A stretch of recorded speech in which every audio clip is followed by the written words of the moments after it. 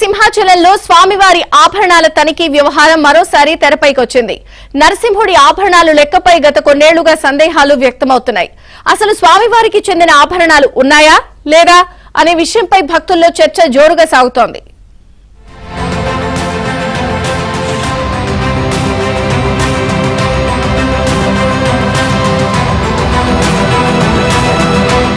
విశాఖ సింహాచలం లక్ష్మీ నరసింహస్వామి ఆభరణాల లెక్కలపై గత కొన్నేళ్లుగా సందేహాలు వ్యక్తమవుతున్నాయి.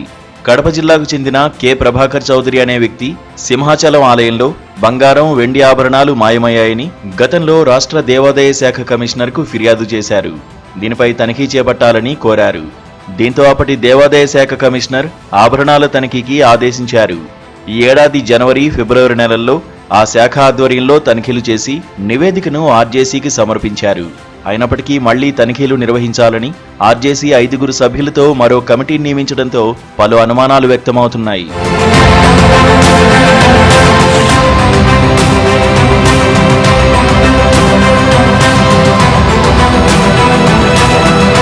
అప్పటి ఆర్జేసీగా ఉన్న సుబ్బారావు అనంతరం సింహాచలం ఈవోగా అదనపు బాధ్యతలు తీసుకుని చందనోత్సవం ఘటన నేపథ్యంలో సస్పెన్షన్కు గురయ్యారు.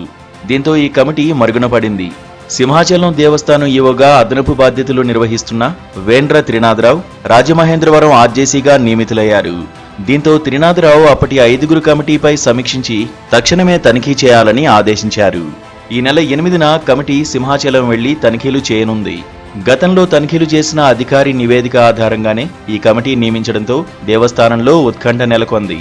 తనిఖీలు చేసిన అధికారి నివేదిక ఆధారంగానే ఈ కమిటీ నియమించడంతో ఆ నివేదికలో ఏముందో అనే అంశంపై అనుమానాలు వ్యక్తమవుతున్నాయి.